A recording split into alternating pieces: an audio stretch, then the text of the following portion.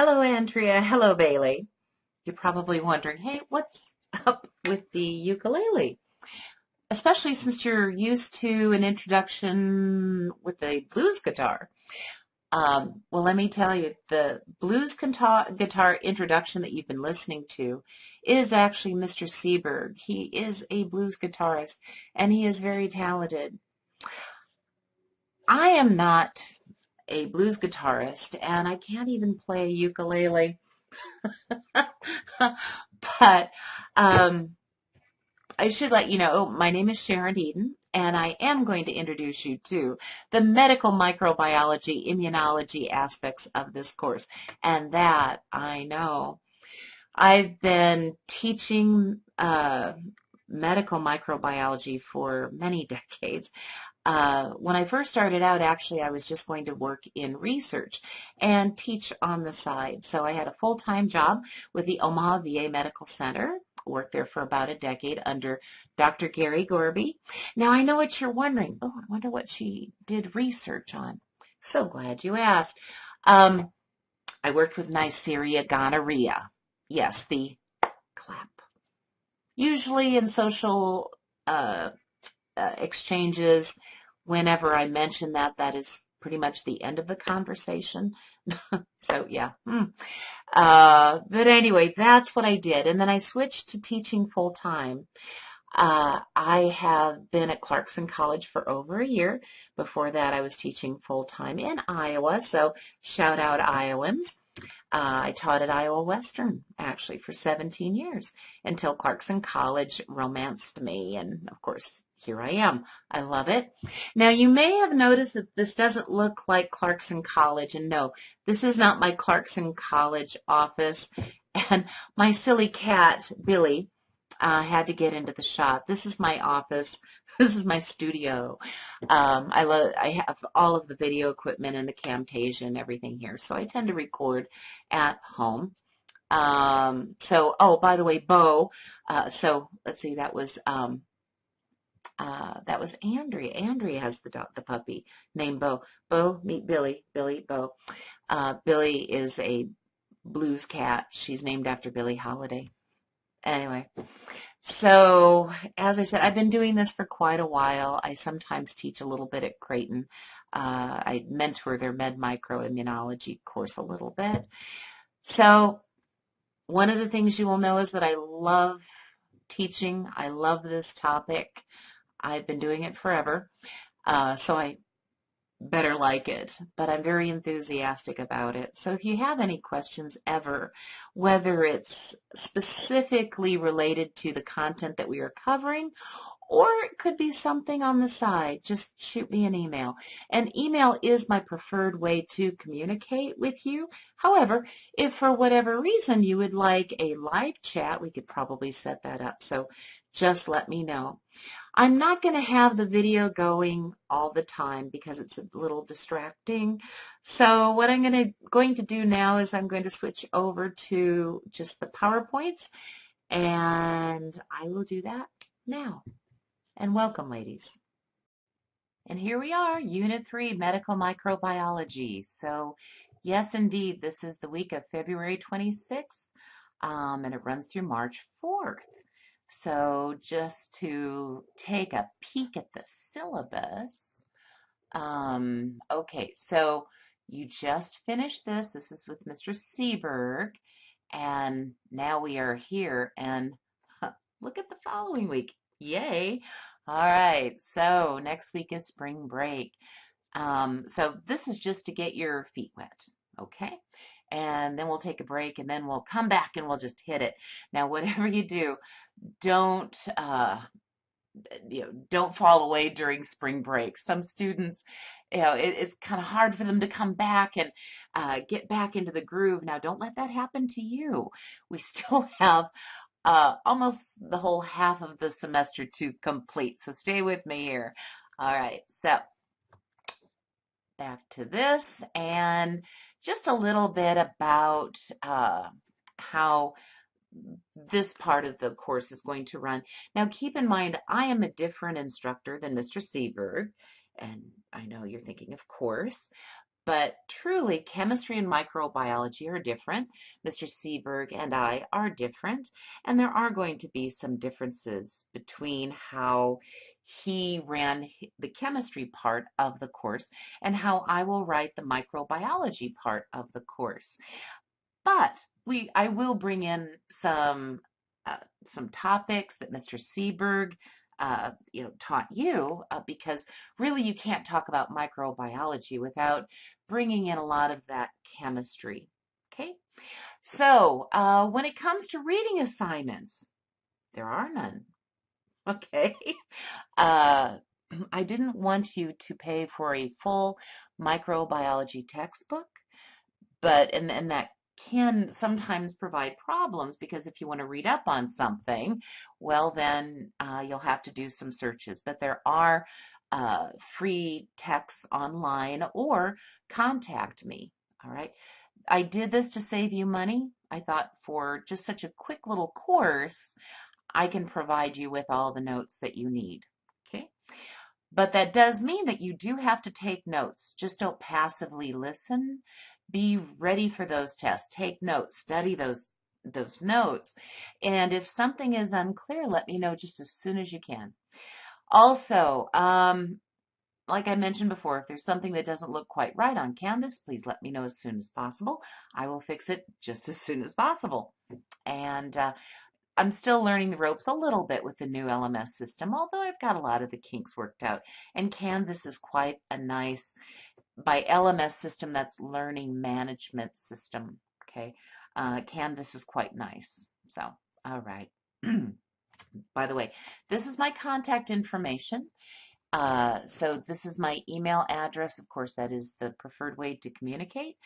But if you like, I can probably manage to have a conference on Zoom. So if you wanted a live teleconference, we could do that, or just a phone conference. This is where to find me. I actually share an office with Mr. Seberg, which is tremendously convenient. This is the phone number, but I'll tell you what, the only one who ever calls me on that phone is my boss, Lori Bockel. So if you call me on that number, I might say, "Hi, Lori." So just so you know, this is probably a better way to get a hold of me, okay? All righty. So we're going to get through the course objectives or competencies. So we're going to look at microorganisms and their impact on society, the contribution of microbiology pioneers towards our understanding of infectious diseases. And we got to cover something called the germ theory. And we're going to talk about how normal microbiota affects human health and disease. So be prepared to be amazed. And we have a weekly assignment that I will talk about at the end of this lecture. Now, my method is to just keep going. Now, clearly, there's just so much you can take in a setting. So when you think it's time to just pause, use the restroom, get some more caffeine, get some protein, by all means do so. Sometimes the places that I think are good for a pause may not be when you think it's the best time to pause. So just know you don't want to sit for too long, no matter how interesting a lecture is. You can just sit for so long and listen just for so long. Okay. All righty, moving on. So at the beginning of every lecture, I have a list of terms, and sometimes I also have something called competencies that are listed. I don't really, let's see, I don't think I have them so much for this particular chapter, but I will in the future chapters. Okay. All right. So let's begin. Let's begin by perhaps defining microbiology. There are several textbook definitions of microbiology. So one of them is the study of living organisms of microscopic size. That makes sense. Or we could say they're really tiny. All right, that makes sense too. So indeed, microorganisms are living creatures, and they cannot be seen typically with the naked eye. In biology, as with all science, there are always exceptions to the rule. There are some simple cell creatures, and they're just single cell, but you can still see that single cell creature with the naked eye. It is possible. They're rare, but they are out there. By the way, on the right-hand side, there's a wonderful Gary Larson cartoon. And I just wanted to let you know that this Gary Larson cartoon was the Gary Larson cartoon that I looked at when I took microbiology a few decades ago. Dr. William Odell was my microbiology professor, and he was a great big fan of Gary Larson and Far Side cartoons. When he retired, I was going into education full time. So he handed me the box of cartoons that he used to show on his overhead transparencies.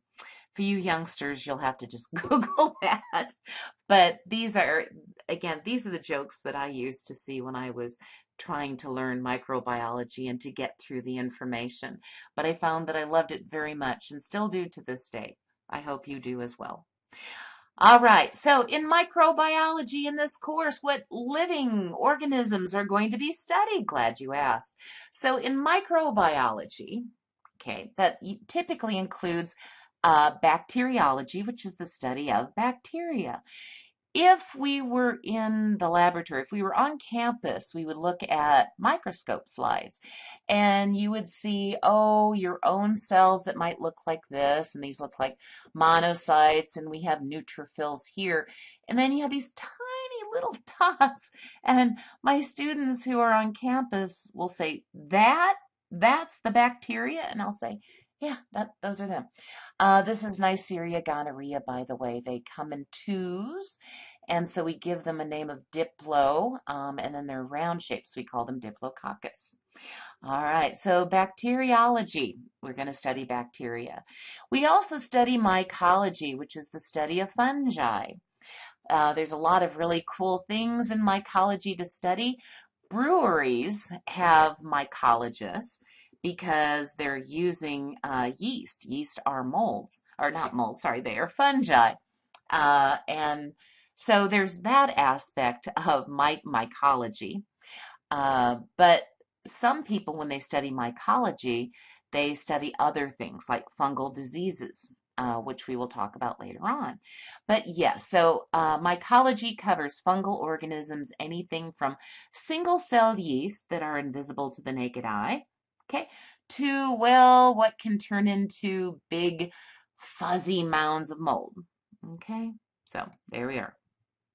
And by the way, this is these are called Saccharomyces cerevisiae. That's the species name of baker's yeast. So if you ever get yeast, little pellets, they're freeze-dried living little creatures, but they are fungal. That's cool. We will also study parasitology. Oh, joy.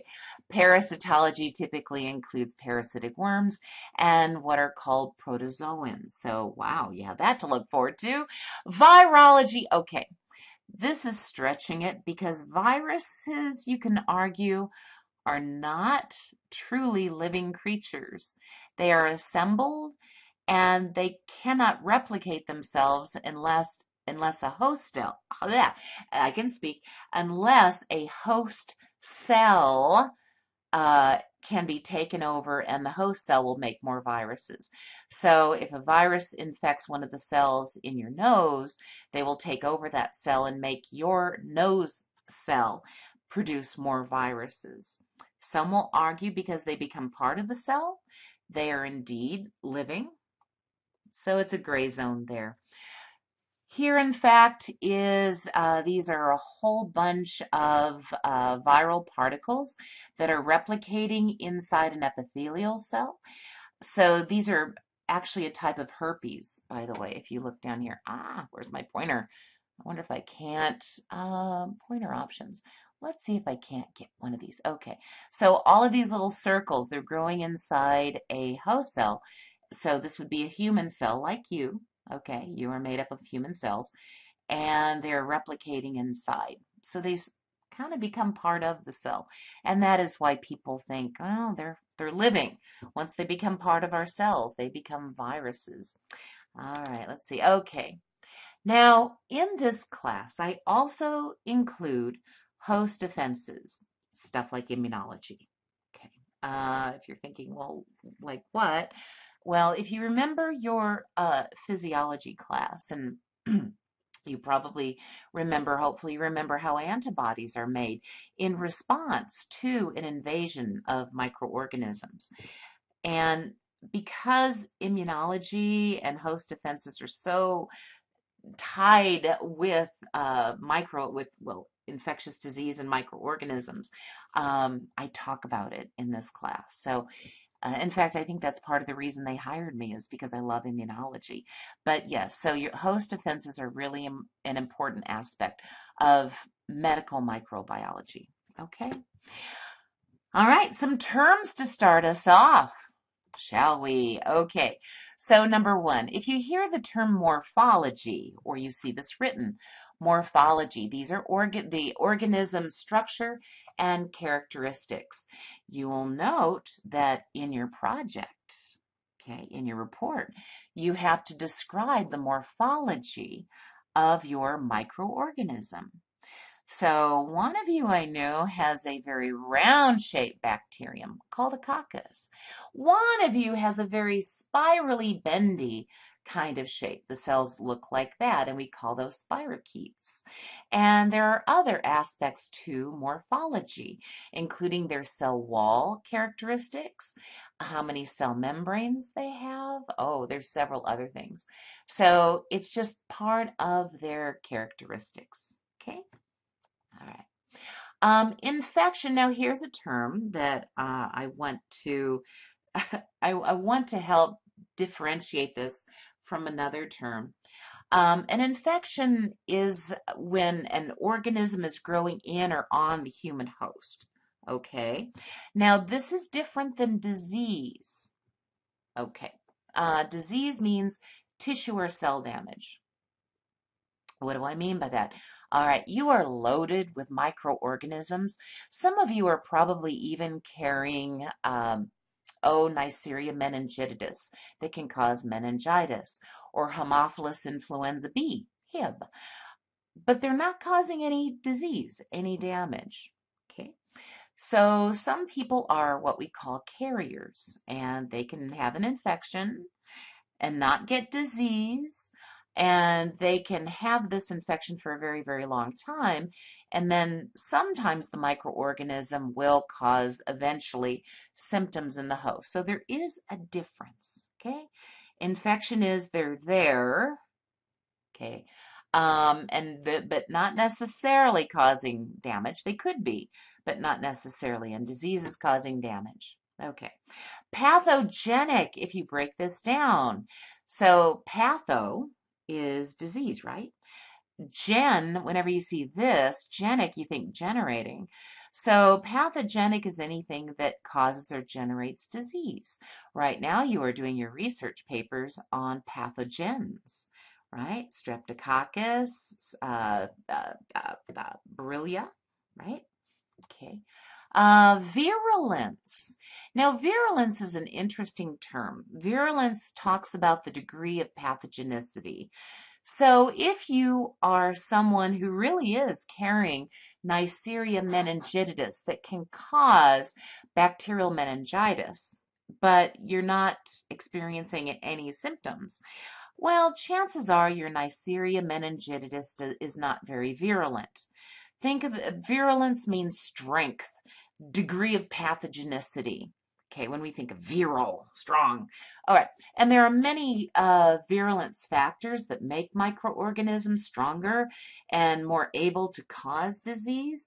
Things like, a capsule. We'll talk about that structure, but that really allows microorganisms to get into your body and your patient's body and not be seen while going all around and causing disease. So that's definitely a virulence factor. All right, one of my favorite topics, normal microbiota, sometimes called normal flora. I don't like that term very much. The word flora has to do with plants and we're not dealing with plants. We are not going to talk about plants at all. But when the first scientists tried to categorize things, they had flora and fauna. They didn't think that these microscopic, invisible creatures looked like animals. So anything they really didn't think was an animal, they put in with the plants. A better term is normal microbiota. This image to the right shows an electron microscope picture known as an electromicrograph. And this depicts a lot of filamentous bacteria that can grow on your teeth. And even after you brush your teeth, you still have a lot of normal microbiota living on your teeth, in your gums, in your mouth. They're there, okay? And it doesn't mean they're causing any problems. They could, but not necessarily. They're just normally there. They live with you. They are part of you. More on that later. A lot more on that later. All right, so just to review, raise your hand if you have an infection right now. I'm watching. Yeah. So yes, we all have an infection right now. We do. You may or may not have any damage, but yes, we all do. So now the term infectious disease. Now this is a term that differentiates between different kinds of diseases where tissue is damaged. So cancer, for example, and AIDS, acquired immunodeficiency syndrome. Cancer is not considered an infectious disease, okay? So if your patient has cancer, you're not going to get cancer. There are a few really weird exceptions to this, which I will address later on. But when it comes to AIDS, you get this because of a virus, HIV, and HIV is infectious. It's a sexually transmitted infectious disease, okay? All right. So we're going to pause. Every once in a while, I throw these things in here, just a quick review. It's called the Socratic method. It's just to make sure that you're paying attention. So here's a little quiz. So the causes of cell or tissue damage, what do we call that? An infection, colonization, disease, or morphology? Okay, of course, disease. All right. Infection means it's there. Doesn't necessarily mean there's disease, could mean there's disease, but not necessarily. Colonization means that, again, they're there. It's a lot like infection. Usually colonization we tend to think is just their normal microbiota and they're not going to cause disease typically. And of course, morphology is the characteristics of the microorganism. Okay, agent that causes disease, what do we call this? An infection, a microbe, microbiota, pathogen, or morphology? Of course, pathogen is disease generating. Yes, not all microbes are going to cause disease. Some do, but not all. And microbiota we typically think of as being normal and not causing disease. All right. Okay, I'm going to use the B word here.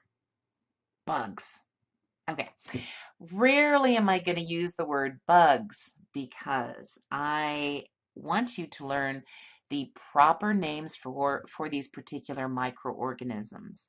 So when you refer to, say, your pathogen that you're doing your report on, or on one of the topics that I'm going to bring up, later on in the course, you would call them microbes, microorganisms, viruses, bacteria, parasites, what have you. Use their proper names like staph or strep. Don't use the B word. No bugs. Bugs are insects. Now I will talk about insects because insects can be parasitic and they can transmit other organisms. They can transmit diseases, but it's not interchangeable, not in a professional setting. However, I do understand that when you're communicating with patients and you're communicating with individuals in the community, probably using the B word, bugs, is a little more appropriate, okay? But since you're learning microbiology, we don't want to be lazy. We want to use the proper terms. Okay. All right, so let's talk about the impact of microorganisms on society. Okay, ready for a little history lesson? Actually, a great deal of this introduction is all about history. So, the reason that I love to talk about history and microorganisms is because these microorganisms have really affected human history, populations throughout the ages. And we know they've been with us. They've been with us forever.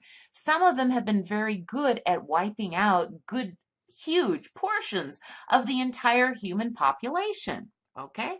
So, for example, in the 6th century, we had something called the Plague of Justinian. It's not clear exactly what this was, what caused the plague of Justinian. Some people think it's the same organism that caused something called the Black Death. But we know that about 40% of Europe was killed. Now think about that for a minute. Think about if 40% of the world was killed. Okay.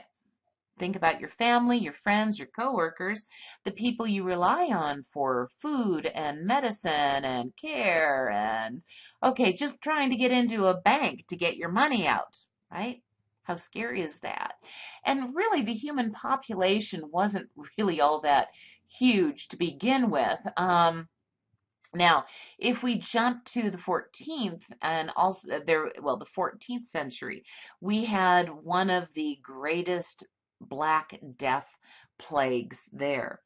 And again, it's hypothesized that both of these plagues were caused by a bacterium called Yersinia pestis. This one wiped out 30 to 60% of Europe, Asia, and North Africa. Sorry, where are my commas? Shame. There was also one that occurred in the 17th century, and you can see a big dip in the human population. Yeah, kind of scary. Now, if you were in a community, in a European community, or an Asian community, or a North African community during this time, what would you want to know? Well, of course, as a member of the community and potential victim, you want to know, hey, what's the cause? Okay, what do we do to control this thing and how can it be eliminated? These were difficult questions to answer back then because really, well, we didn't have a lot of tools, scientific tools that that allowed us to answer those questions. You might turn to your father and you would say, Father, what causes the mumps? And your father might look at you and say, well, son or daughter, as it may be, of course, the mumps are caused by an evil mumpish spirit or something in the air called miasma or an imbalance of the four humors, which are fluids that run through the body, and maybe you need a good old-fashioned bleeding. So we'll make it a little several incisions in your arm so you can bleed out and you can rebalance some of those fluids.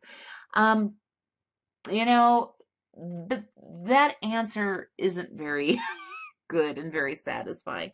Unfortunately, a lot of the answers just had to do with superstition, ideas of the age, which you just didn't even want to question. In some cases, if you did question the ideas of the day, you might get beaten, thrown out of the community, or worse.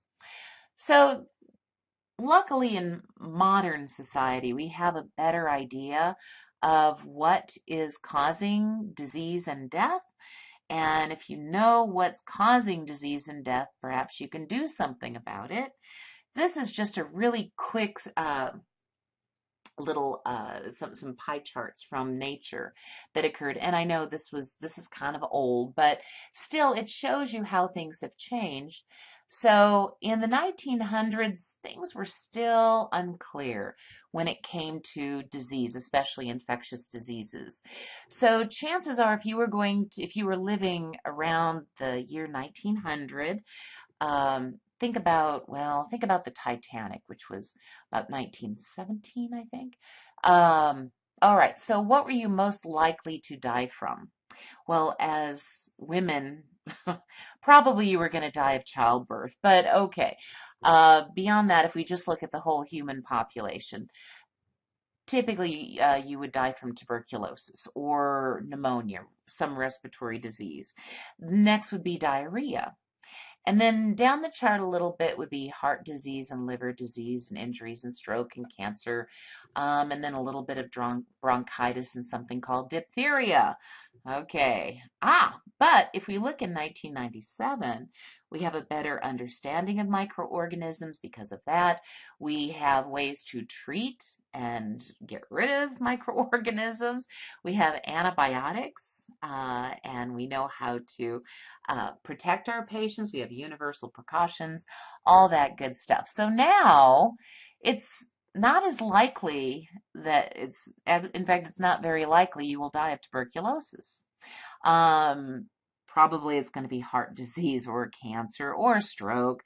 Chronic lung disease could be due to a lot of different things, unintentional injuries. Pneumonia and influenza is still there, though.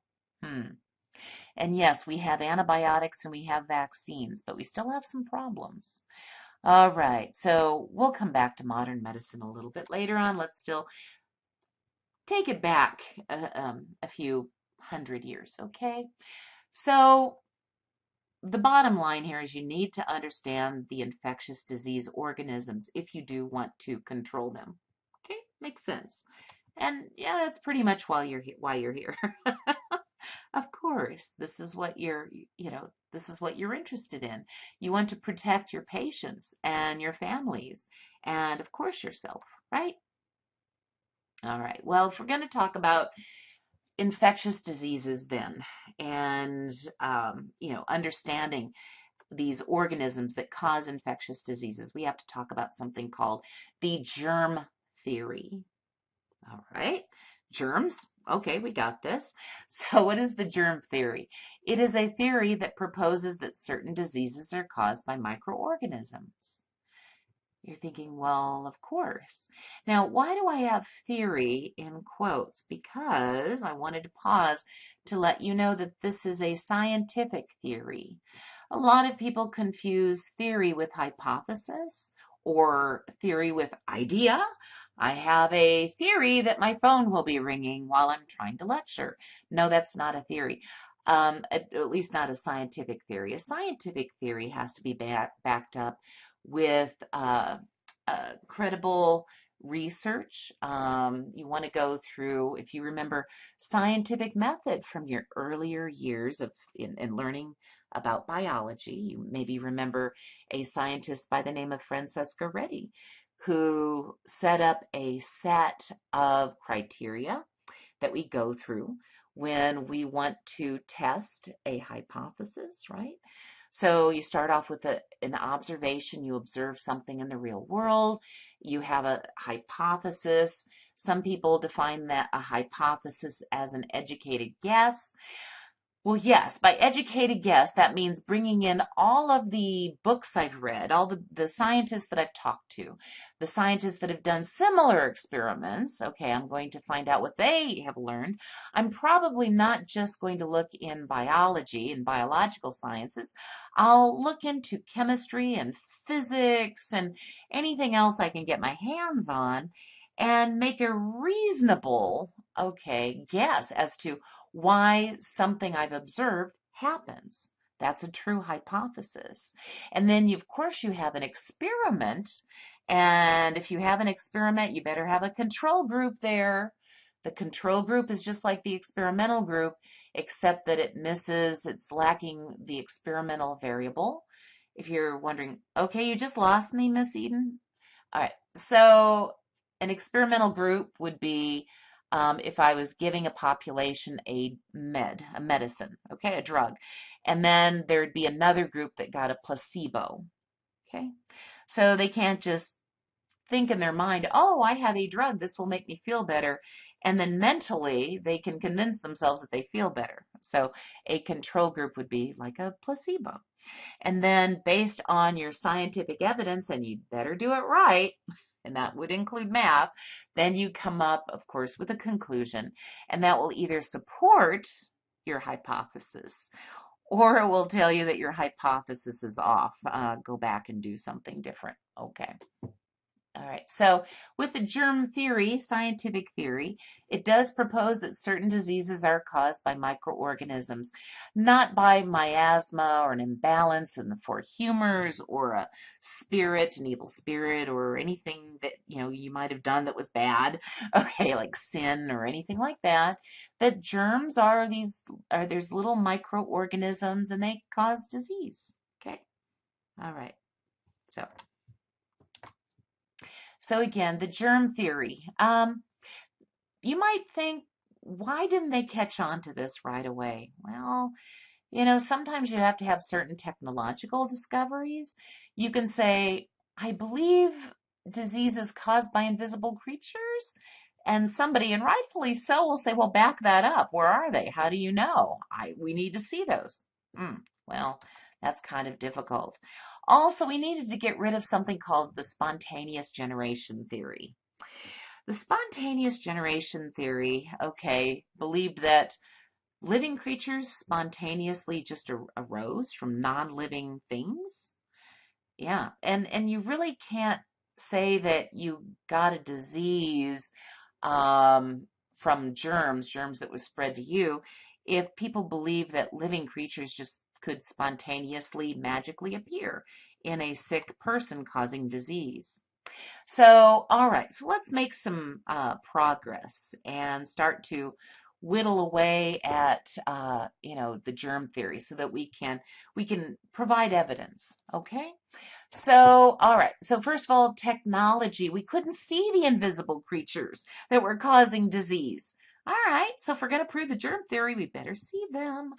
Now, years ago, in the 17th century, people did have spectacles and lenses, magnifying glasses, things like that.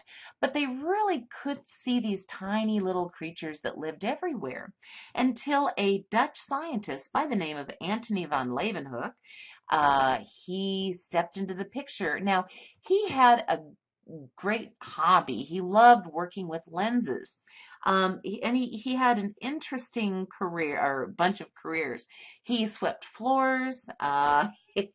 He worked in a dry goods store. That would be a place where you would pick up stuff, including textiles, and eventually became a textile merchant.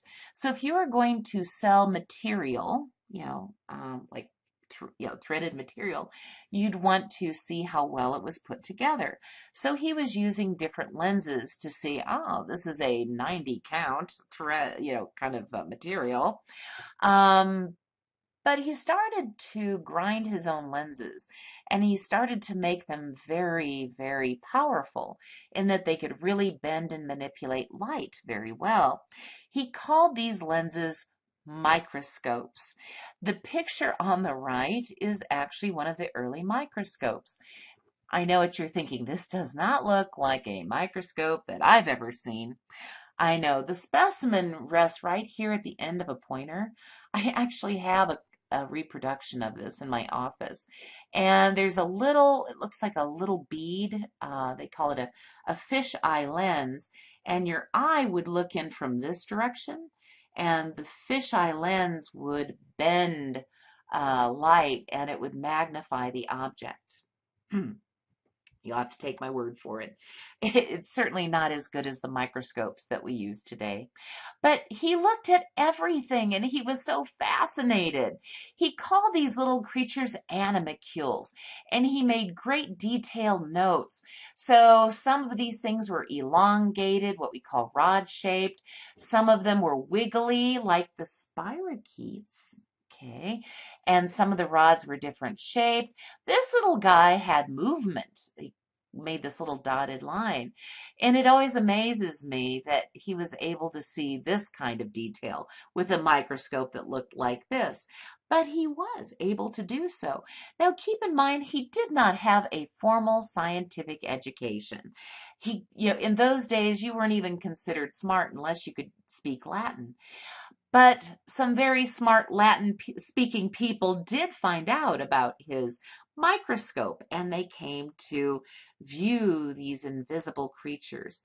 And again, keep in mind that this was the first time anybody, as far as we know, had seen these things.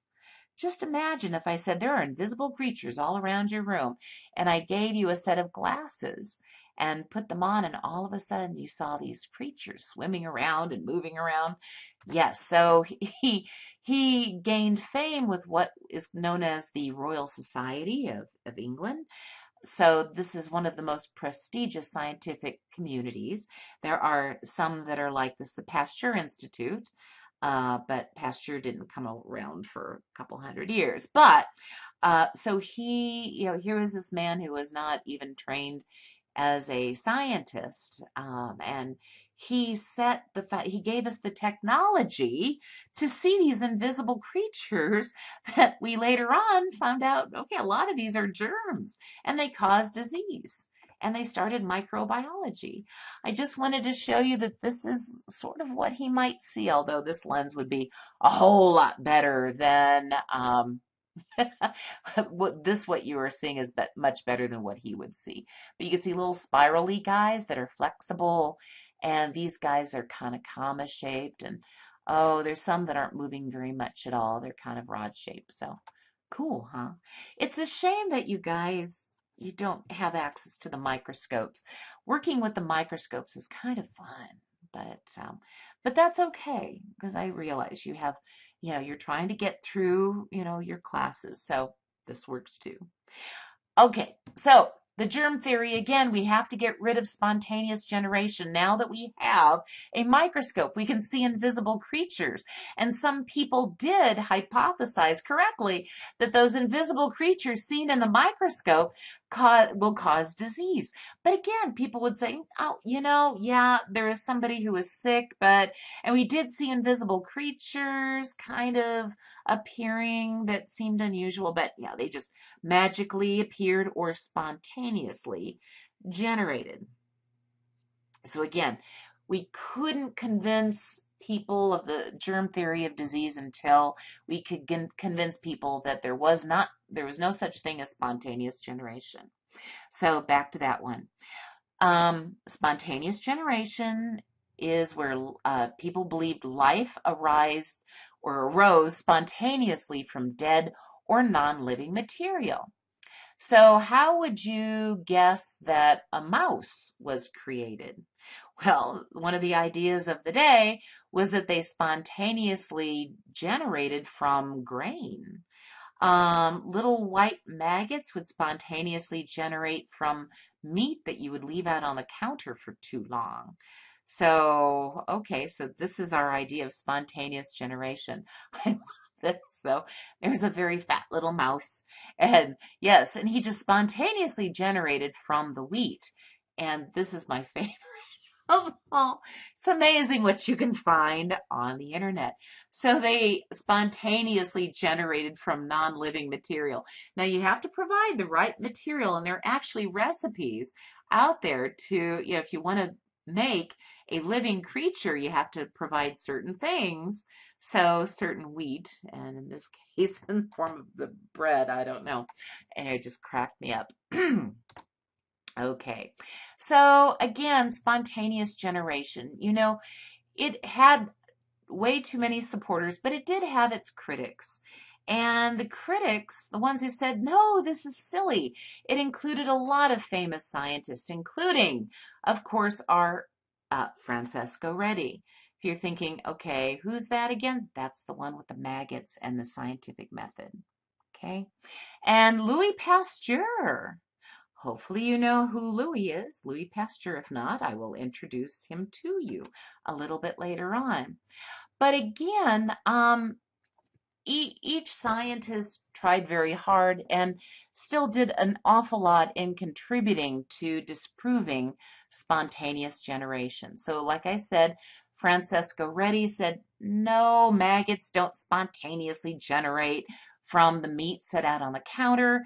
And he went through scientific method, observation, right, hypothesis, scientific method, or excuse me, experiment, with an experimental group and a control group and a conclusion. And he concluded that no, flies had something to do with the maggots. They didn't spontaneously generate.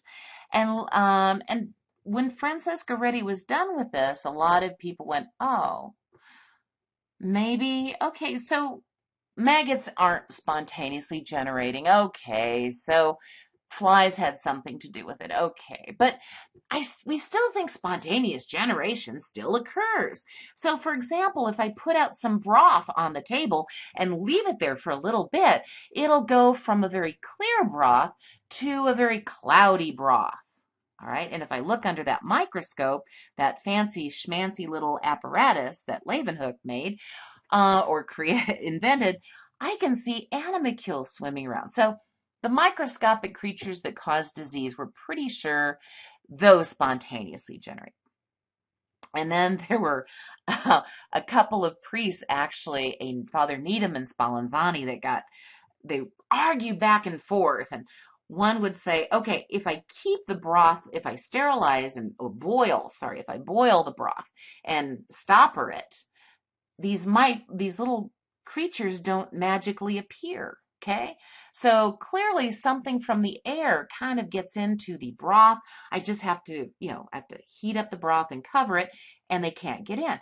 And then another scientist, Spallanzani, would say, "Well, it's because you suffocated them. You put a lid on the top of the container, so nothing's going to spontaneously generate if you don't have air."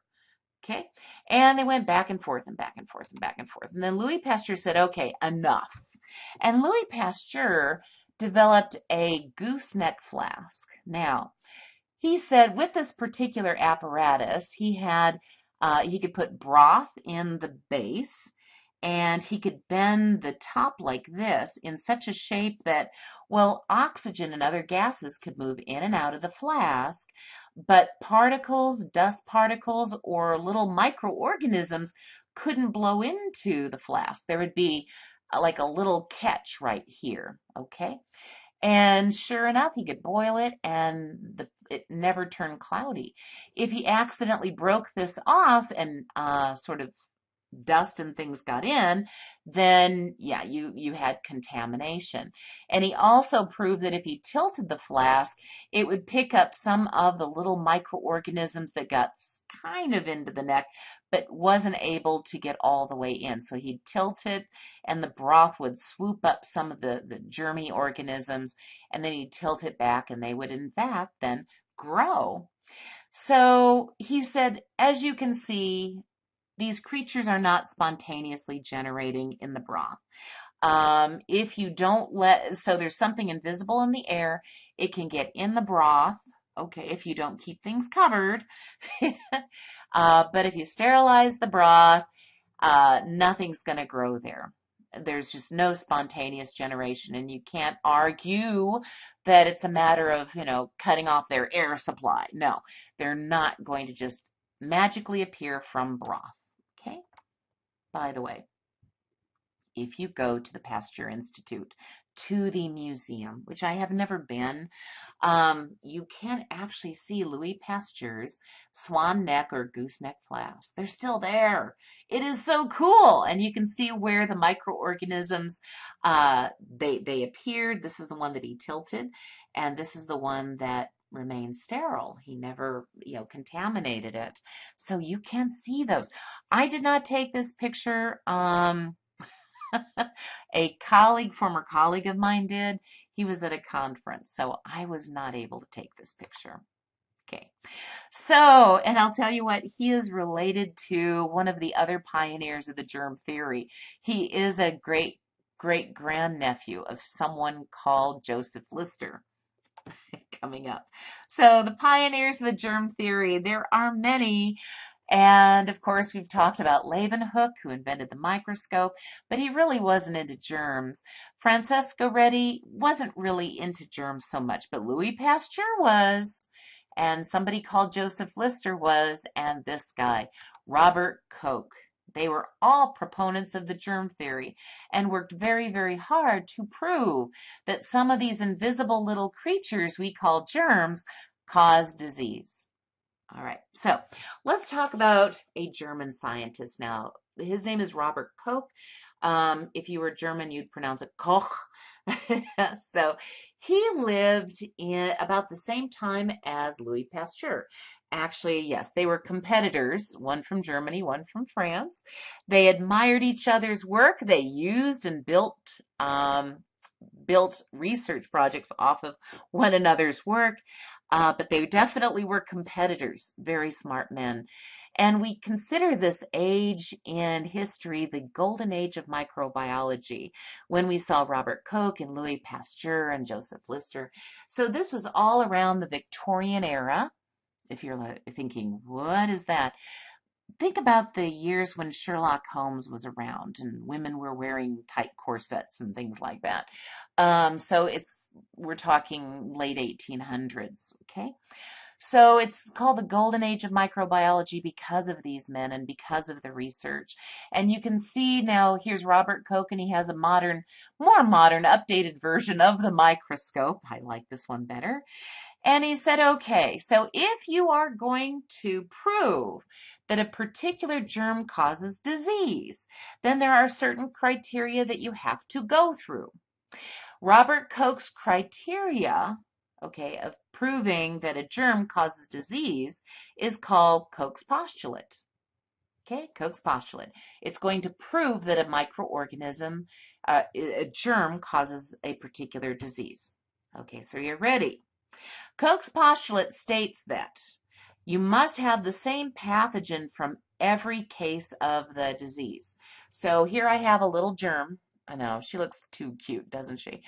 But all right, so let's say I had a whole population of little gerbils, wild gerbils, and they all had the same signs and symptoms, and okay, and I can find the same germ in these gerbils, and they're not in the healthy gerbils, okay?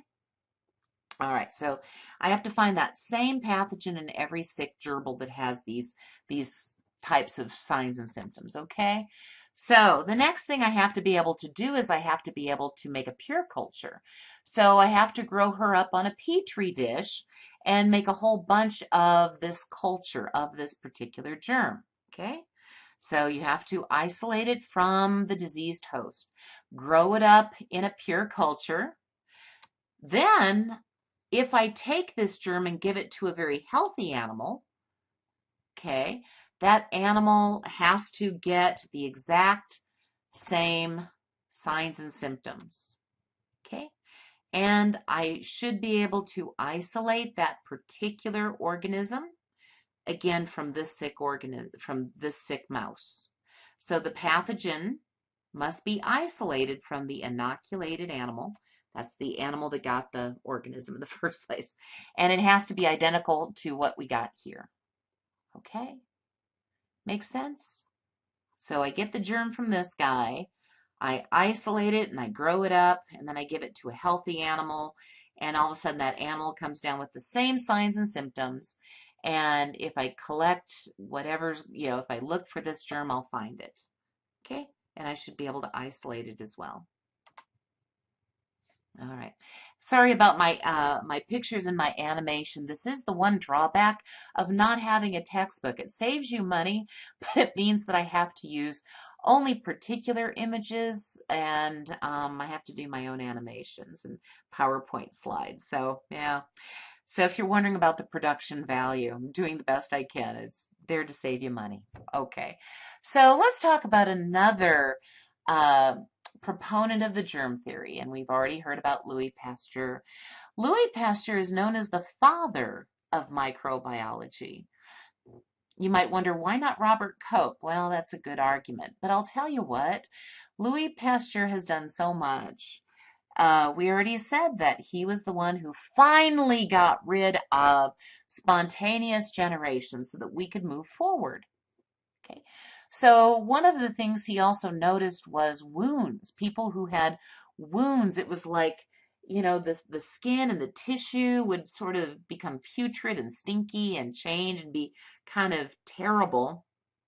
And even though, and interestingly enough, Louis Pasteur wasn't a microbiologist, there was no such thing. He wasn't even he wasn't even a biologist, he was a chemist. And when he really took off was when he was approached by some wine merchants.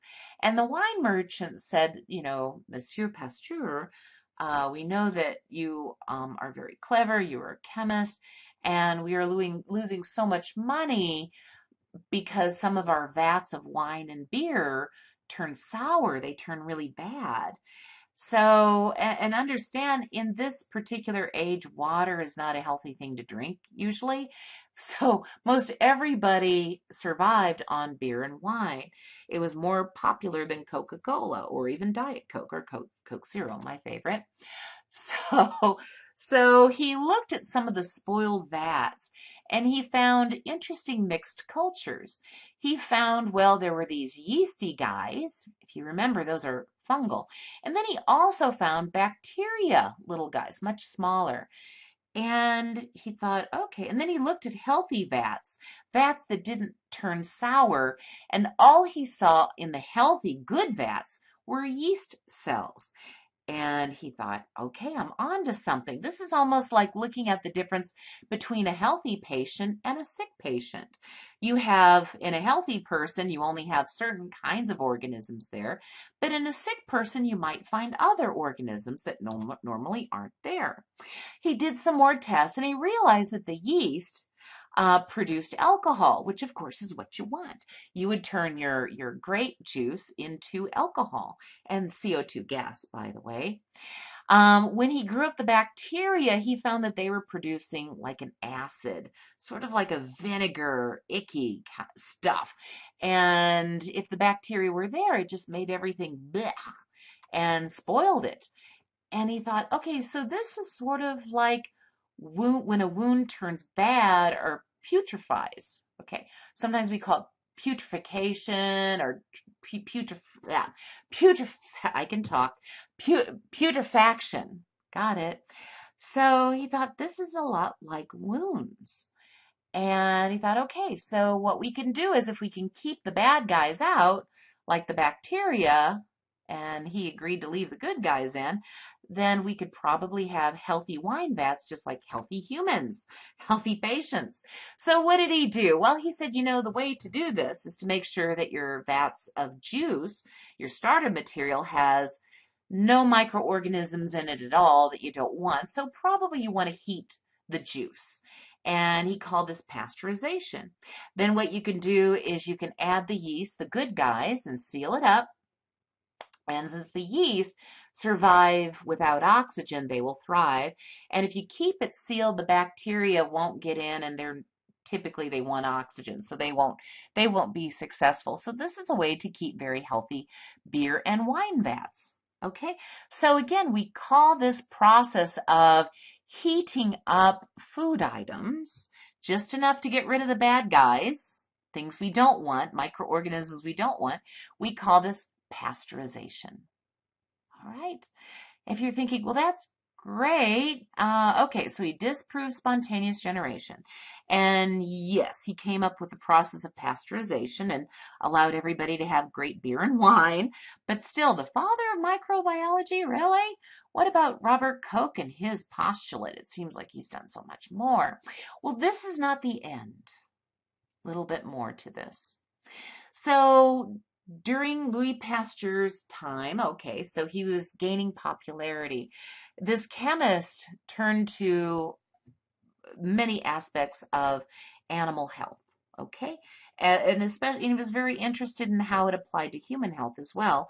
But he was working a lot with animals, and he knew that, of course, animals every once in a while, they got germs and they got ill. Now, during this time, again in the late Victorian era, there was a disease that swept through, especially Northern Europe.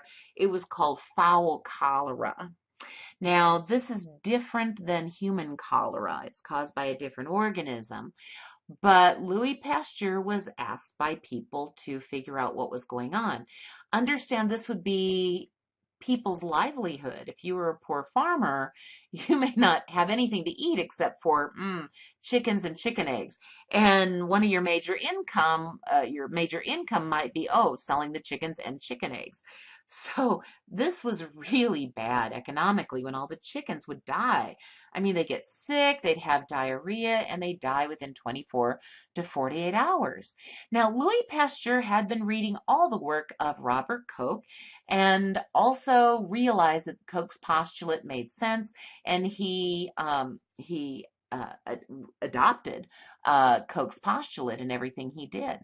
So, all right, so what he did was he found the germ that caused fowl cholera. And he isolated it and he did some experiments and he said, I've got it. Using Koch's postulate, I can prove that this organism caused fowl cholera. Once we know this, of course, we can control it. And this was going to be big, and he announced to the public that he was going to have a big germ theory demonstration, and everyone was invited. Academics from all throughout Europe, and the media was going to be there, and he had his people go out and buy a flock of chickens, and he had his culture ready, and he gave it to the chickens, and right before the demonstration, he was hoping they were going to get very sick. And oops, sorry, too fast. And what happened? The chickens lived. They didn't get sick. And he wondered, oh no. Now, have you ever had something go horribly wrong in your life? Of course you have. Everybody has. But this is pretty embarrassing because this was big. Okay. This is a big, big public demonstration. And it was going to demonstrate Koch's postulate. So, okay, so he could have just said, I quit, I'm just going to go back to chemistry or not do anything, or sample some more of those wine vats, but he didn't. He said, no, darn it. So I'm sure he had some bad days first, but then he looked at his experimental method and he said, okay, what did we do? All right, the culture that we used for the demonstration was kind of old, really, because he was waiting. He was waiting for a couple days before the demonstration. He said, well, okay, so we just had an old culture. I'm going to do this again. And I'm going to, we'll have the press come back and all right, we'll get even more chickens. So he had his people go out and even get more chickens, a second flock of chickens. And he had a fresh culture and it was deadly and he knew these birds were just going to die, And he gave it to all the chickens, the old ones as well as the new ones. And he was ready for his demonstration. And the day of the demonstration, okay, the new chickens all died, but the old ones lived again. So what was going on with the chickens? These early chickens, this first flock of chickens would not die, would not get ill. And then he thought about it. And again, he knew that he had just discovered something monumental, something that would change medicine forever. He realized that the first group of chickens had a weak form of the germ. Okay. And for whatever reason, so it was too weak to kill the chickens, but yet it prepared the chickens. They became sort of protected in some way when they got the weakened form. So when the really nasty one came their way, they didn't die. It was as if their little chicken bodies were ready. They could identify the problem and take care of it and not die. Now, Louis Pasteur was also very well read, and he had read about a little country doctor in England who knew that if you got a really weak form of smallpox called cowpox, you didn't get the deadly smallpox. So if you got weak cowpox, you didn't die of smallpox. And this doctor, this little country doctor, was going around giving everyone cowpox so that they would not die of smallpox. And he thought, holy mackerel, that's what this is. If we give animals weakened forms of the germ, they will be protected and not get sick. So he produced and coined this particular term and called it a vaccine to describe what was going on. Now, why the name vaccine? Sorry, I'm going to have to go through this. So the little country doctor's name was Edward Jenner. And so cowpox, all right, remember he gave everybody cowpox, which was weak. Now, Vaccine comes from the Latin word vacca, which means cow. So vacca means cow, which means that when I talk about vaccines or use the word vaccine in any way, I have to tell you why Louis Pasteur came up with the word vaccine and vacca that means cow. So Louis Pasteur was just giving credit where credit was due. But Louis Pasteur was the one who came up with the word vaccine. Edward Jenner was just doing it and writing about it. And Louis Pasteur then got it. He's like, oh my goodness, we can do this with more things, not just, giving people cowpox to protect them from smallpox. We can give them weak cholera so they don't die of real cholera. Anything else? Yes, actually, how about anthrax? Yeah, anthrax. So using Koch's postulate, again, he isolated the germ, he would weaken the germ, and he would give it to animals to protect them from anthrax. This is the muzzle of a cow. Here are the nostrils, and you can see these horrible black lesions. Okay, this is called an eschar. Humans get a version of this without the fur. But yes, animals get anthrax, and it can occur in the soil, and of course this is bad, bad, bad. So Louis Pasteur came up with the first anthrax vaccine. Okay, and anthrax is caused by a bacterium, kind of like cholera, and he knew that this would protect then sheep and cattle as well as humans. He was also trying to figure out about something called rabies. Everybody knew that if you were bitten by a rabid animal, and it could be just any kind of fuzzy creature, any mammal can carry this disease called rabies. Louis Pasteur was trying to figure out the germ, right? That was part of the germ theory. And he had such a hard time figuring this thing out. He knew that if you had a rabid animal, that the germ, whatever it was in the brain. And he could dry out the brain, but he could never find the actual organism. He knew that there were particles in the brain, but he couldn't figure it out. The reason is that rabies is caused by a virus, which are too small to even see with a microscope.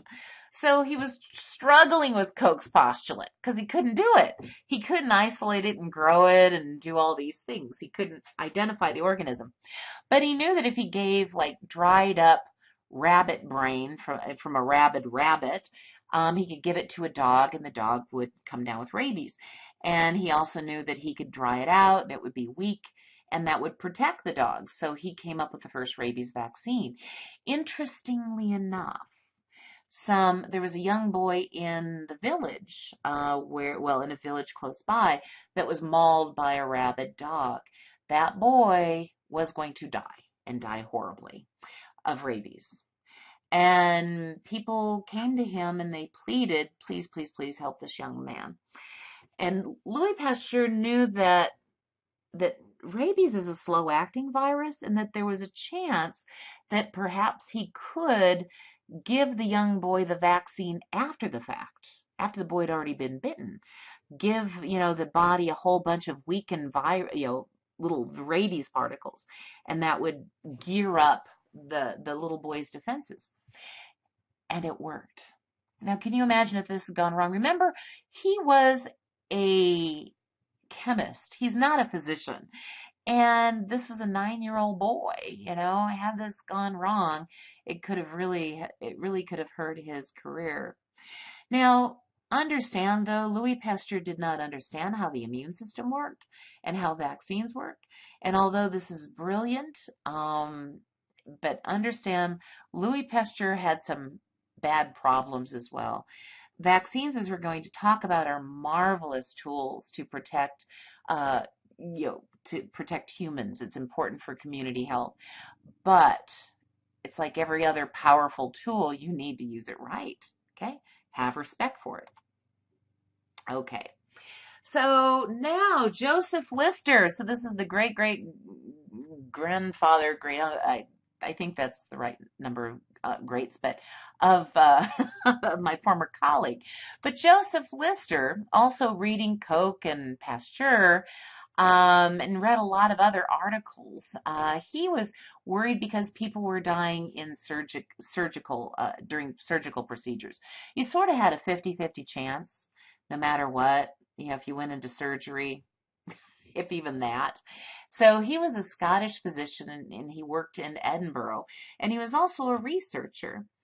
And like I said, major surgeries had a very high mortality rate. Can you imagine?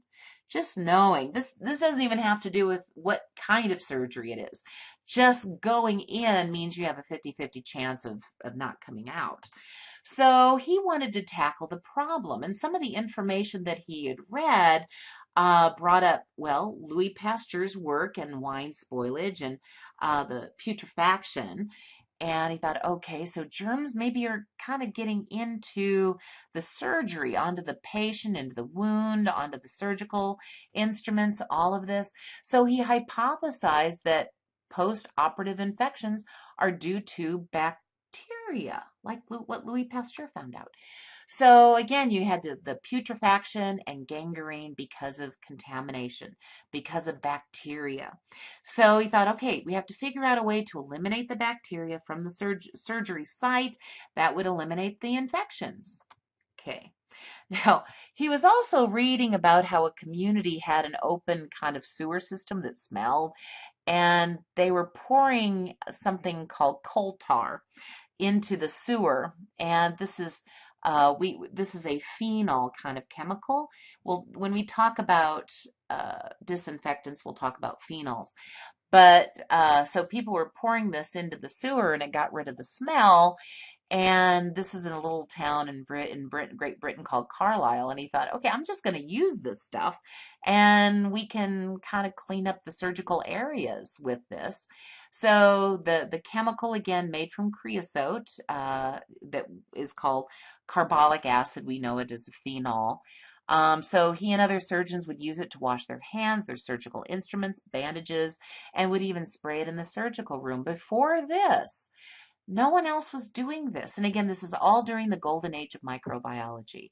And remember, Louis Pasteur is doing his work, Robert Koch is doing his work, and Joseph Lister saying, let's wash our hands, let's wash our instruments, let's, scrub down the surgery. And he was able to eliminate a lot of deaths due to surgeries. Not all, because, okay, they didn't have everything down, but things improved considerably, okay? All right, let's talk about Dr. Semmelweis, Ignaz Philipp Semmelweis. Now, still in the golden age of microbiology, Dr. Semmelweis was reading everybody's work. He was a Hungarian physician, but he was working in Austria in the Vienna General Hospital. And he was observing something going on in the wards, especially the amongst the charity mothers and the infants, and versus like the fairly well-off mothers and their infants. And he observed and statistically proved that poor charity mothers and their infants had an unusually high mortality rate in the hospital. So if you were poor and a mom or a baby, you would probably die. Well, how did they die? They died from something called puerperal or childbed fever, probably group A strep. Okay. Anyway, so why were they mistreating, these moms and the babies? Is that what was going on? Well, no, here's what's happening. So the women in the area knew that if you were going to deliver, you wanted a midwife. Okay, you wanted a midwife and you didn't want a physician. They knew this. Women know. Now, if you were poor, however, you wouldn't be able to afford a midwife, so you sort of had to offer yourself up to the medical school and the medical students. Now, the midwives would help you at the very beginning if you were poor, but then the medical students would take over. And Semmelweis realized that, hey, this is the difference. It's the medical students. The midwives are, something's going on. The midwives are good, and the medical staff, the students, something's not right there. So like I said, if you couldn't afford a midwife, you offered yourself to the medical students. Now, What's going on? So he knew that the doctors always did a very thorough examination of the moms and the babies after they did their medical rounds. So they did everything else. The doctors and the medical students did everything else, and then they went to see the mommies and the babies. What was their last stop before seeing the mommies and the babies? Can you guess? Like, can't guess. Okay. They went to the autopsy room first, right before going to see the mommies. And here you can see these are physicians that are working and doing autopsies on a cadaver. And notice the only personal protective equipment is just to keep their clothes clean. But there are no gloves, there's nothing. And remember, they're not washing their hands. They're wiping their hands off on a towel, so it looks clean, smells clean, looks clean. Well, looks good to me. So, and how many people do you know think that they're clean? Think about the people who walk out of bathrooms who don't wash their hands because, well, they feel fine. Looks clean to them. Remember, germs are invisible creatures. Yeah. Okay. So Semmelweis figured this out. He knew what was going on, and he said, "Okay, here's what you're going to do." And he said, "You're going to wash your hands in chlorinated lime solution." He used this as opposed to using the phenols that Joseph Lister was using. He thought this would be better and a little easier on the hands. And because of this, now, mind you, he got in everybody's face about this. Now, when you confront someone, especially a physician that's been doing it this way forever and they've never had any problems, and maybe you tell them that mothers and babies are dying because you're not washing your hands, it's not going to be received very well, is it? And yes, so a lot of the old time physicians, they balked and were furious at the accusation that they were the ones causing the infection that killed these moms and babies. And the medical students didn't want to wash their hands either because they felt fine. So surely they couldn't be carrying anything. So Semmelweis got in their faces pretty dramatically, which is, let's just say, it was probably the wrong way to go about it. But just by keeping an eye on most of them, he was immediately able to reduce the incidence of childbed fever or puerperal fever from 10 to 2%. So that was pretty good. And again, he's just one man in a whole teaching hospital, and the teaching hospital was fighting him in every way they possibly could. He got very frustrated and he left Austria. So, by the way, this is called the Semmelweis reflex, sometimes known as the Semmelweis effect. So, I love talking about this because, well, some people have a really hard time taking in facts, okay, because they've always done it this way. Seems fine to them. They've been doing it this way all along and they've never had a problem. And yeah, just leave me alone, let me do my job. So the Semmelweis effect is a metaphor for a reflex-like tendency to reject new evidence or new knowledge because it contradicts established norms, beliefs, or paradigms. Okay? So wash your hands. Here's my favorite example of this, ladies. Okay. So I was someone who suffered from bleeding ulcers way back in the day. Nobody believed that ulcers were caused by anything other than stress and spicy food. There were two not Austrians, but Aussies, okay?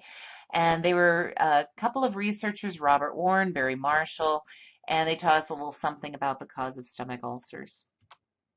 So again, I used to end up in the ER with bleeding ulcers. I know it's TMI, hopefully you're not eating a sandwich, but I would be vomiting blood once or twice a year. It was really bad, really bad. And doctors would tell me, well, okay, you're just going to have to stop the stress. I was a grad student. I was stressed, okay? And yeah, stop with the hot, spicy food. And here, we're going to give you an antacid. We're going to just keep treating the symptoms. And okay, so good luck to you. Well, all right, but the problem is I kept ending up back in the ER. and it's horrible. It's painful. Could the doctors be wrong about this? Because, well, that's something they always knew. This is what caused stomach ulcers. Okay? Well, so a little bit about these physicians, these Aussies. Dr. Warren was a pathologist at Royal Perth Hospital in Australia, and he observed the bacteria in biopsied tissues were found in ulcer samples. So he'd take biopsies of people with ulcers and find these bacteria over and over and over again. And he hypothesized that it was the bacteria that had a role in causing ulcers. And most of his colleagues believed that no bacteria could survive the acidic environment of the stomach, so no one was going to believe him. And everybody already knew that ulcers were caused by stress and spicy food, right? And it would be a little embarrassing to come back and say, okay, well, maybe we were wrong about this. So, by the way, one of the professors at Creighton University sat in on one of his first lectures, and people were not receptive, to say the least. They get kind of cranky, so they were almost laughed off the podium. So they're like, no bacteria can live in the acids of a stomach. But okay, so a little bit about Dr. Marshall. He was a young doctor looking for a research project, and his boss suggested that he go see Dr. Warren because Dr. Warren had a really cool project that looked at stomach ulcers. Marshall was a natural salesman, and he had a flair for the dramatic. So he decided, okay, we're going to have to do something to prove this, something dramatic. So good news for me. They were able to succeed by culturing and isolating the bacteria. The bacterium usually that causes this is Helicobacter pylori. Here it has kind of a curve to it and some flagella. Here they are here around epithelial cells around the stomach. And to prove it, they did an endoscopy of it was Marshall and one other of the lab techs. Took some pictures of their stomach to prove that their stomach was fine, their duodenum was fine, and then they drank a solution of Helicobacter pylori bacteria. And within a few days, he and his assistant had full-blown gastritis, and which then develops to peptic ulcers. Talk about going against the Semmelweis effect. Yay! These are my heroes, and they won the Nobel Prize. Yeah, they pretty much had to just not take no for an answer because they knew it was right. And because of that, I stopped having to go to the ER. Okay. And by the way, Helicobacter pylori not only causes ulcers and sends you to the hospital, but it can also lead to stomach cancer. So, yeah, and duodenal ulcers too, and esophageal ulcers, Barrett's disease, for example. So I'm lucky that this happened at this stage and it didn't happen earlier. And there's a lot of people who will still just think it's spice and stress, okay? And yes, I am disease-free. Thank you, gentlemen. Thank you, doctors. Here they are. Yay! In typical Aussie form. Having a little beverage there. Okay, let's test your knowledge, okay? Ready for this. Spontaneous generation can be explained as A, living things arising from living things arising from other living organisms. B, living things arising from dead or inanimate matter. C, an alternative name for evolution. D, life arising from nothing. E, a scientific theory used today to explain disease. So of course it's B, living things arising from dead and or inanimate matter, like living mice coming from wheat, okay? Grain. What Hungarian physician taught us to wash our hands in the hospital and save many new mothers from puerperal fever? Edward Jenner, Ignaz Philippe Semmelweis, Louis Pasteur, Antony von Leeuwenhoek, or Robin Warren? Of course, it's Semmelweis. Edward Jenner was the one who was protecting people with smallpox, with cowpox. Louis Pasteur, the father of microbiology, did all those things we talked about. And Louis Pasteur coined the term vaccine. Anthony von Leeuwenhoek invented the microscope, and Robin Warren, of course, was one of the two scientists who discovered that ulcers were caused by a bacterial infection and caused an infectious disease. Yay! Who first coined the term vaccine and went on to make several? Louis Pasteur. You got it. Okay, really quickly, other reasons to study microbiology, food production. As I mentioned before, people who go into food technology, like breweries, they will study fungal organisms. They have to make yeast very happy. If they're going to make beer or wine, or even if you're going to make bread, you have to make yeast happy. Yogurt is made by bacterial microorganisms that are very healthy, and we love them very much. Soy sauce and sauerkraut are commonly made by using bacteria that ferment. Sometimes we use microorganisms to clean up biological waste, hazardous chemicals. This is called bioremediation. It's the biological treatment to clean up hazardous chemicals in soil and surface or subsurface waters.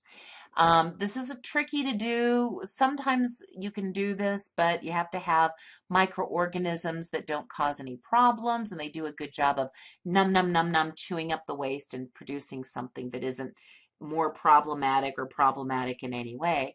And they have to be able to live in the environment that, say, the oil spill occurred. So, yeah, I have a little thing about pipelines and, yeah, oil pipelines. But we won't get started on this one, okay? Industrial manufacturing, a lot of chemicals come from microorganisms. And of course, it all comes back to infectious diseases. That's why we're here. Okay, now this is an interesting picture. This is to show you something. Microorganisms are everywhere. With every breath you're taking right now, you are taking lots of particles and chemicals, but you are also taking in bacteria and viruses. They are everywhere. And fungal spores. Oh, yes. Microorganisms are everywhere, or ubiquitous. New term for you. Ubiquitous, everywhere. Okay, you just don't see them. And why don't you get sick? Okay, take a moment and thank your immune system and your host defenses. You say, oh, I am not sick because I have good defenses set in place to block these ubiquitous microorganisms trying to get in. So, all right. Because microorganisms are everywhere, how do we go about studying them? If they're everywhere, and there's so many of them, and they're invisible, and oh my goodness, the diversity is just overwhelming. So where do you begin? Well, it's kind of like my garage right now. It makes sense to just start putting things into piles, and you put them together according to common characteristics. Scientists do that too. It's become more and more tricky with genetics, but this is what we do. So, all right. So we put things into groups. Usually we start with the biggest group, which is domains, and there are 3 domains. You probably are thinking kingdoms, like animal and plant kingdom, that sort of thing. We'll talk about that in a minute. The most specific group, though, is called the species name. Okay, that's the category that, really, really, really common individuals go into a group called species. So you and I, even though we have some variations, right? You saw a picture, or you saw me on the video, so we're different, but we're still the same species. We belong to the species known as Homo sapien. So, yes, because we're the same species, we have the same species name, even though there are variations within the species. Now, the way that species names are written is using a binomial system of nomenclature. What is that? Bi is always 2, nome is name, so it's 2-name system. Okay, if you're going to name things, nomenclature is to name things, we use 2 names. Okay, so like I said, humans are Homo sapiens, 2 names. Homo is considered the genus, and sapiens is called, that part is called the specific epithet, More about that a little bit later. Your dogs, hi Bo, Canis familiaris, okay? So first name, second name. And we're going to talk about different microorganisms, and they can belong to two different kinds of cell types. We're going to talk about the cell type known as the prokaryote, and then we're going to talk about eukaryote cells. Of all the cells on this planet, we have prokaryotic, we have eukaryotic.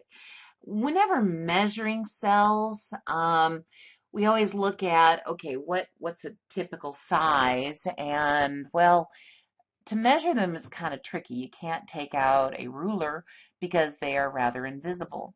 So for example, if I took a dime and I put it on its side and I made 1,000 slices through the edge of the dime, if I took out one of those slices, okay, that could be a unit. And as it turns out, that's about what's called a micrometer. So a micrometer is a metric unit that we use commonly to measure cell size, especially with prokaryotes. So micrometers. Now, you are all writing about your morphological characteristics that are related to your pathogen, right? And one of the questions asks, okay, so what is the size of your bacteria? Now, have you tried to find that? Have you found that that's tricky? Yeah, it is. I'm going to give you a hint. Okay, this is going to be helpful. So type in your species name. Okay, Borrelia burgdorferi, or Streptococcus pyogenes.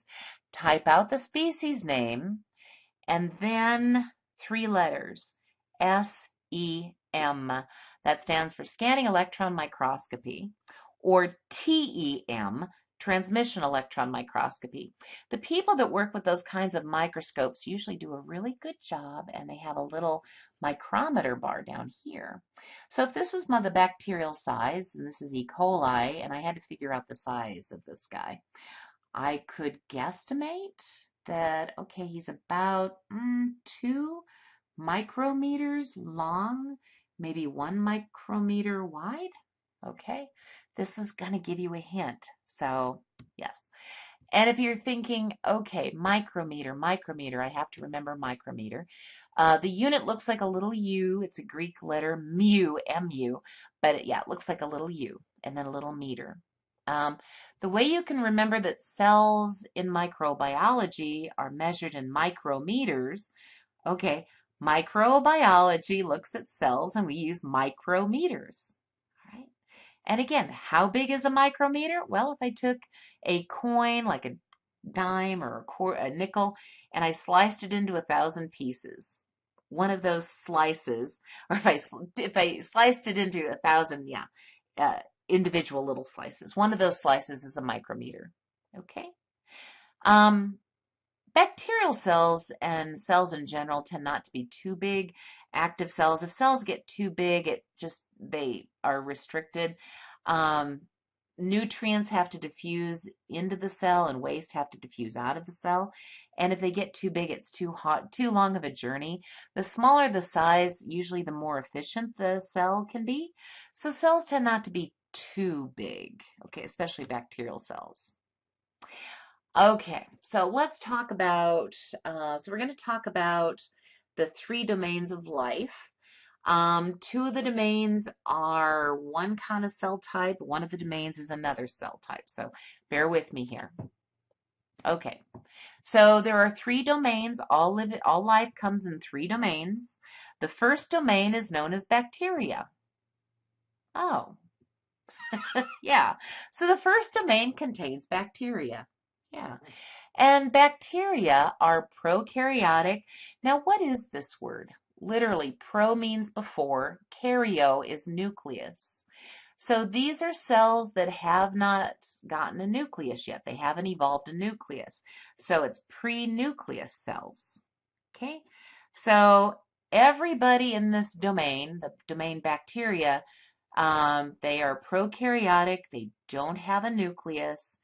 And typically they have a cell wall made of this stuff called peptidoglycan. Now you're thinking, okay, I need some coffee now. Okay, come back. Okay, you back.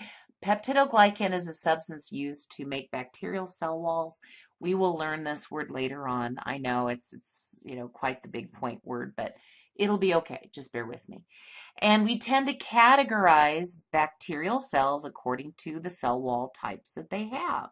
And usually we have something called gram positives and we have gram negatives. And you're wondering, what is this gram stuff? I will talk about this in the next lecture, okay?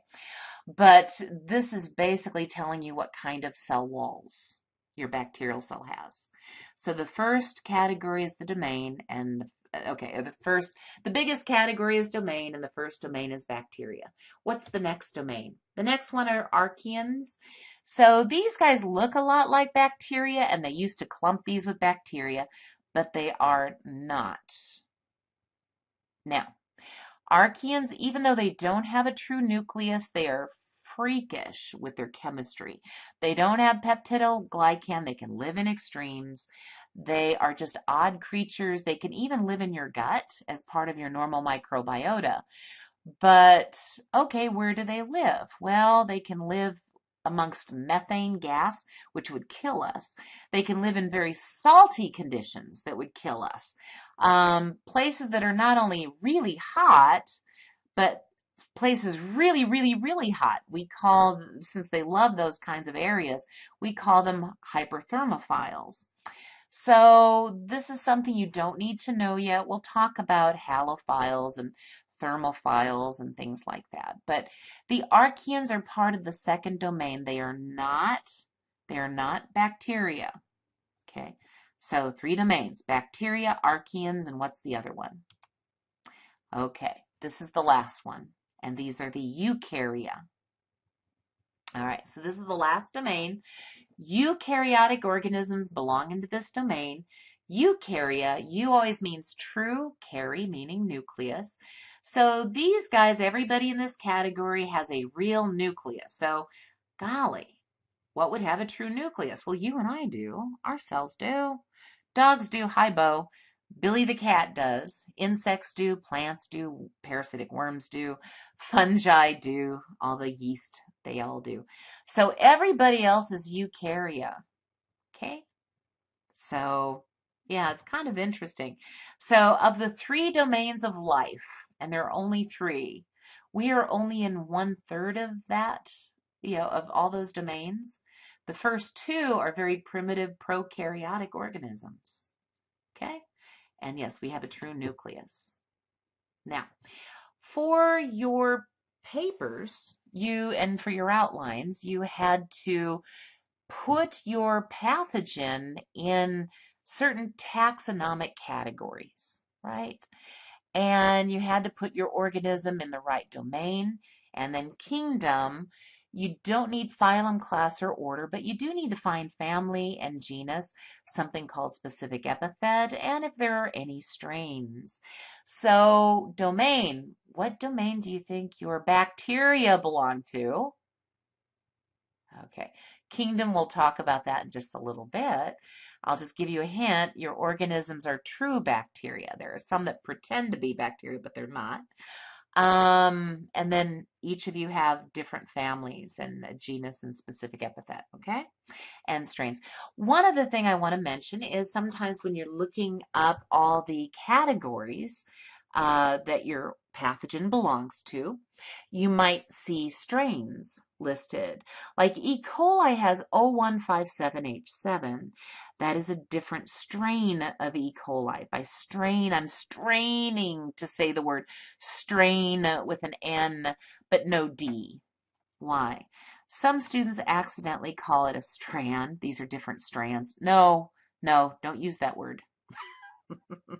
No strands. Strains. Different strains. And your bacteria may not have different strains. Okay? All right, so let's look at these. So let's say your papers were on E. coli and Staphylococcus aureus.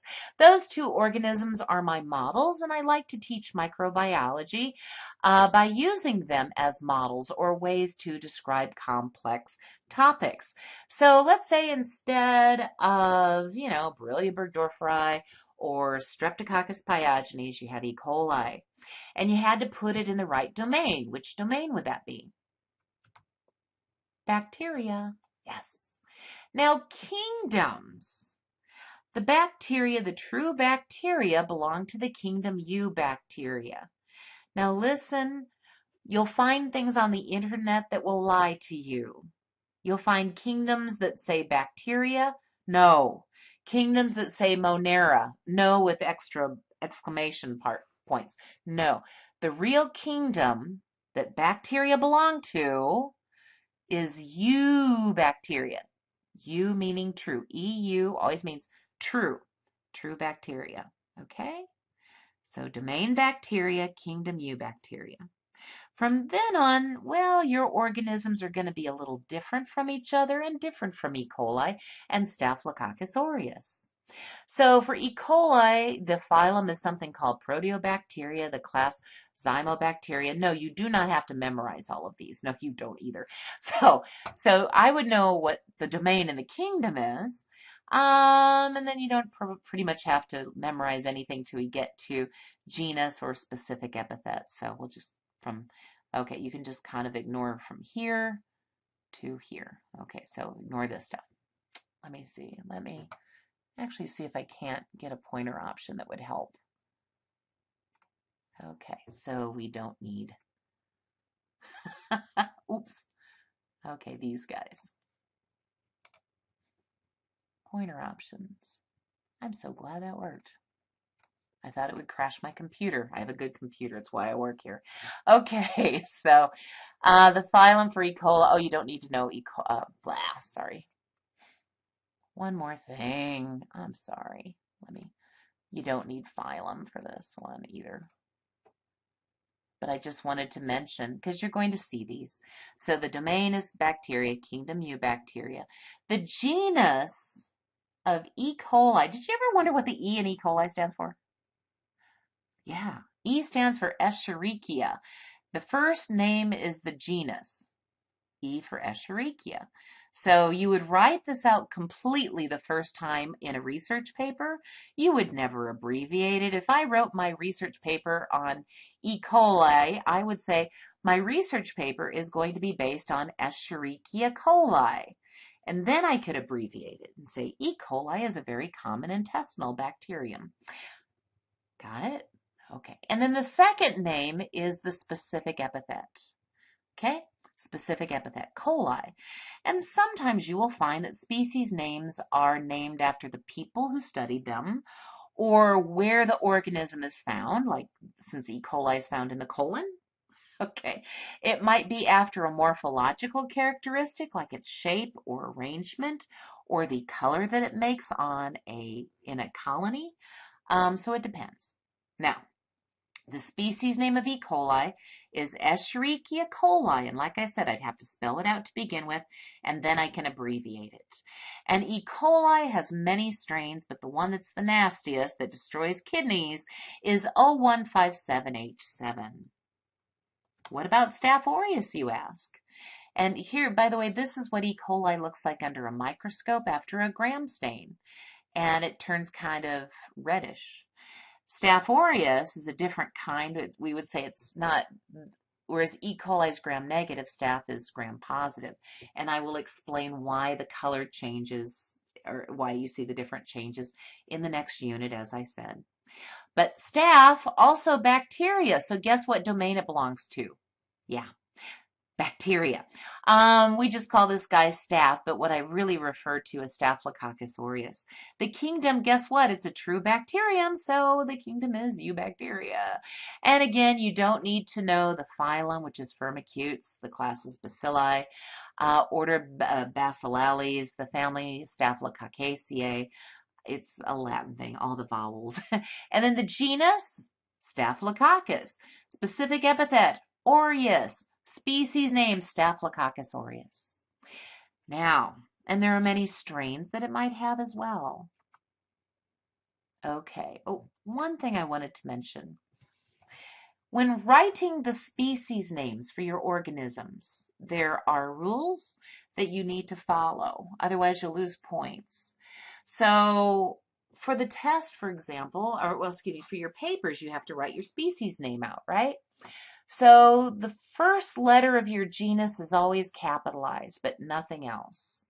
So if I write the species name of Staphylococcus aureus, the S is capitalized, but nothing else ever is. Also, you'll notice that this is in italics. And so is E. coli. Same rule here, see? In Escherichia coli, the E is capitalized, nothing else. But everything is, in fact, in italics. And even if I abbreviate it, the rules still apply. And the rules apply if I'm talking about any species of any organism. Okay? All right, so let's take a little quiz. Which species is written perfectly? A, Staphylococcus aureus. B, Staphylococcus aureus. C, Staphylococcus aureus. D, Streptococcus aureus. E, S. aureus. Oh, my cat. Sorry, I'm going to have to kill my cat. So, can you guess which one is correct? The last one is the only one correct, even though it's abbreviated. So why not the first one? Because it's not in italics. Why not the second one? Because the A is capitalized. See, someone's getting funny and they're trying to play it safe. Okay, D is totally misspelled and completely messed up. It's not in italics, and the A is capitalized, so that's not acceptable. E is the only one written perfectly. Okay, so what's the difference between species and specific epithet? Okay, Staphylococcus aureus, what's the specific epithet? Aureus is the specific epithet. Staphylococcus is the genus. If I put Staphylococcus and aureus together, that is the species name. This whole thing is the species name, two names. Binomial system of nomenclature. This is the genus, this is the specific epithet. Again, if you look online, a lot of the sources are wrong.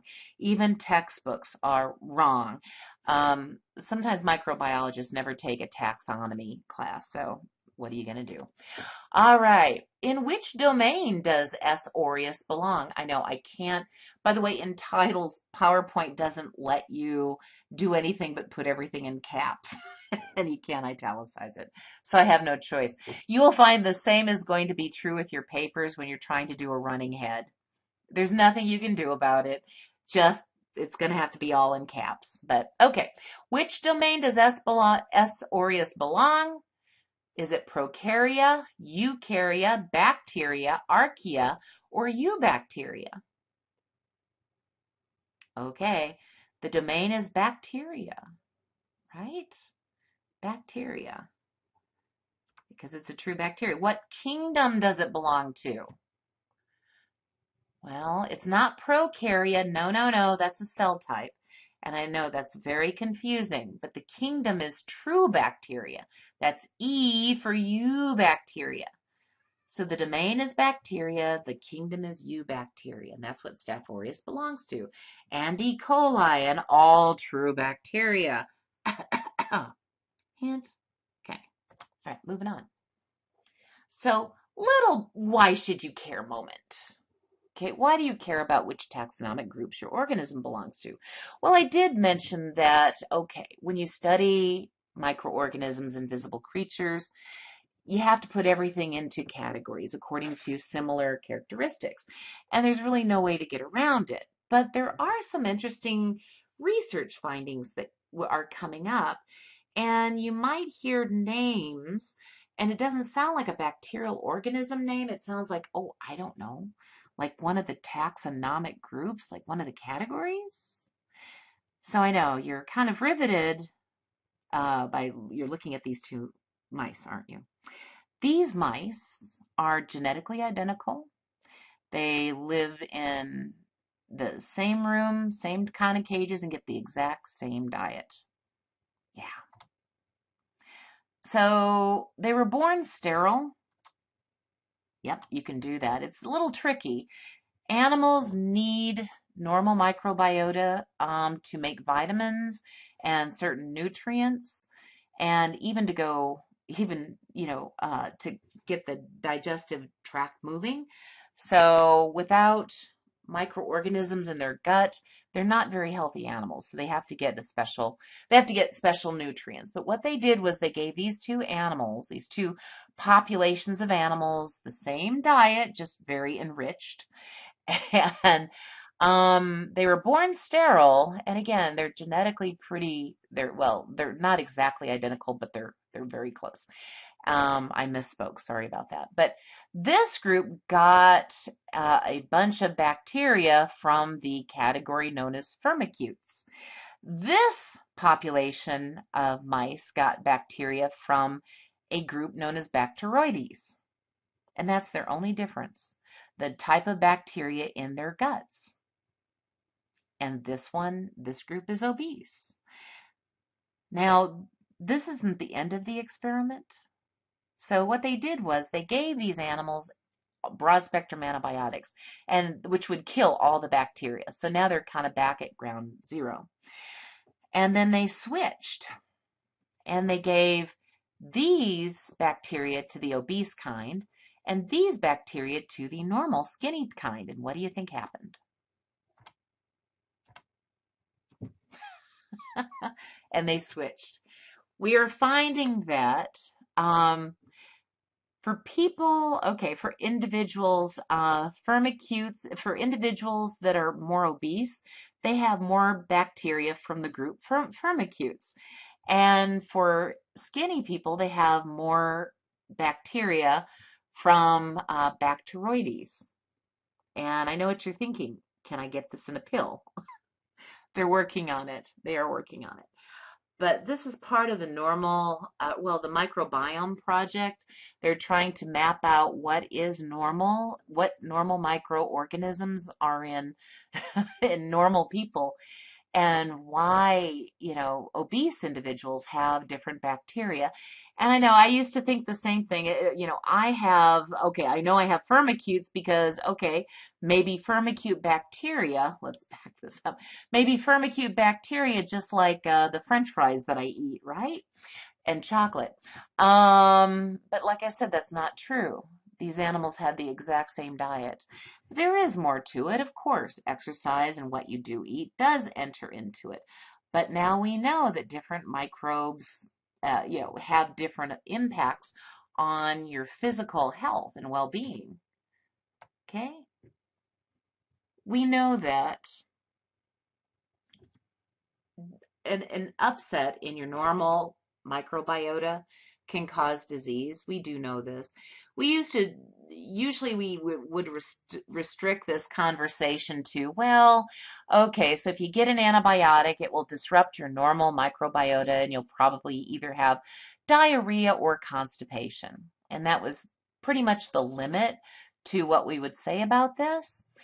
But yeah, you would have an imbalance of your normal microbiota. And there's a word for this. It's called dysbiosis. Dysbiosis is an imbalance of your normal microbiota. But what we're finding through something called the Human Microbiome Project is that this imbalance or dysbiosis is linked to a lot of other things. We know that certain bacteria are involved in sugar metabolism. Yeah, so it could trigger, if you have an imbalance or dysbiosis, this can trigger or add to type 2 diabetes. We know that different microorganisms will process your fats, your lipids, your cholesterol level.